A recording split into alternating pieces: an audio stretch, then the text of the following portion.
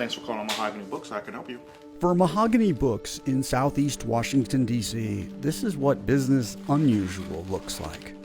Orders taken by phone. Yes, ma'am. Books sanitized before being hand-delivered to customers parked out front. Derek and Ramunda Young quit their full-time jobs years ago to pursue their dream, creating Mahogany Books, a home for readers seeking literature on the African-American experience. The biggest premise was, how do we make Black books accessible no matter where you live? I'm from Oklahoma, proud to be from Oklahoma, but I didn't have that type of access to Black books. When they founded Mahogany Books 13 years ago, it was an online bookstore. Nearly 3 years ago, they opened this, their brick-and-mortar business. The Youngs say that it quickly grew to account for 75% of their revenue. Then coronavirus hit. Everything had stopped and we had to shut our doors. It was a little scary in the very beginning because this was our bread and butter.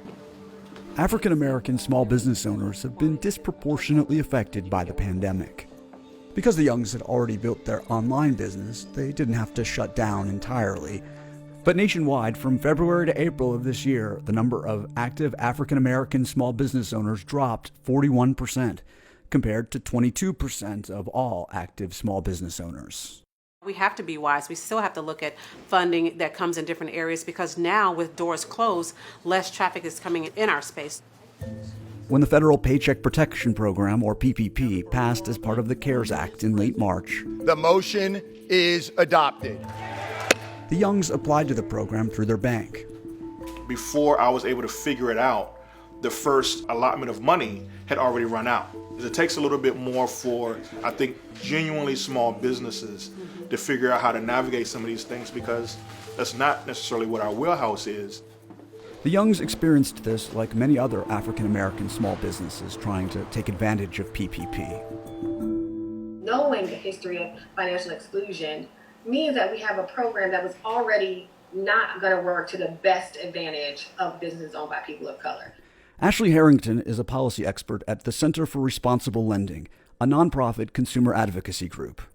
So these programs go through the SBA, the Small Business Administration.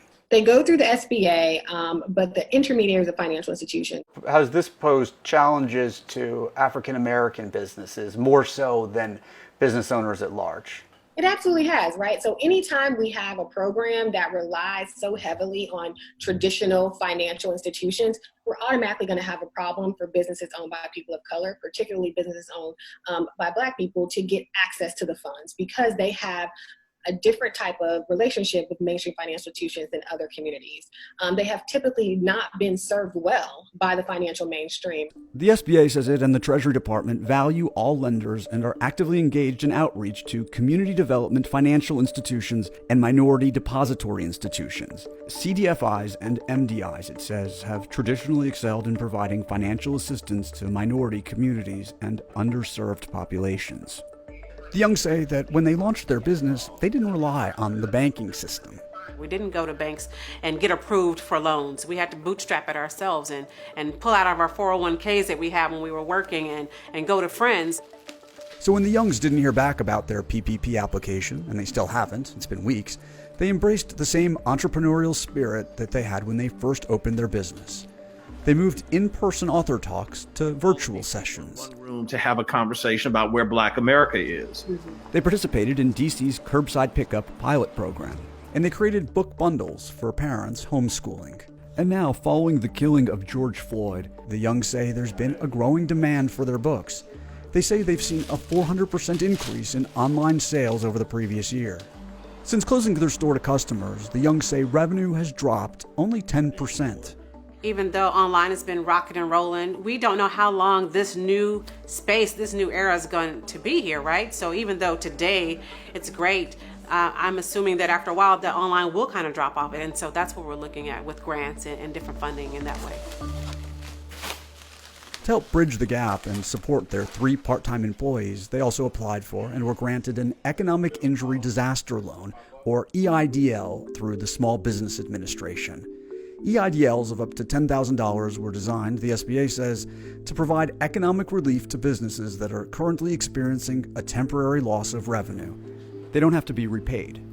so we can have it shipped out with the other book, Know Your Value.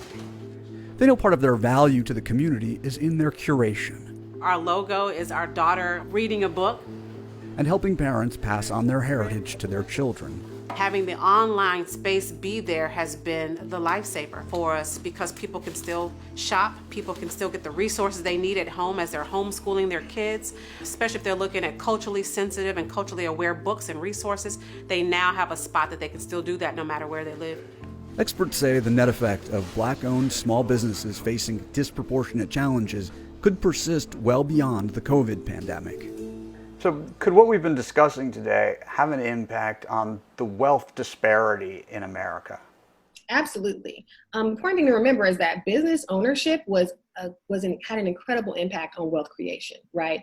Business owners of color were more likely to have a lot more wealth than people of color who don't own businesses. So business ownership is definitely one way to help people of color build wealth and get on the track to closing the wealth gap. And so when we have a situation like this where they can't get access to a critical lifeline that will help them stay afloat and stay open, they are definitely losing wealth, and that has a ripple effect in their entire community. The Youngs may be doing better than other minority businesses in their community right now, perhaps because they're able to offer something of intangible value, escape and knowledge at a time of immense hardship. And so the total is 1802. Thank you for supporting us as well. It means a lot. Yeah.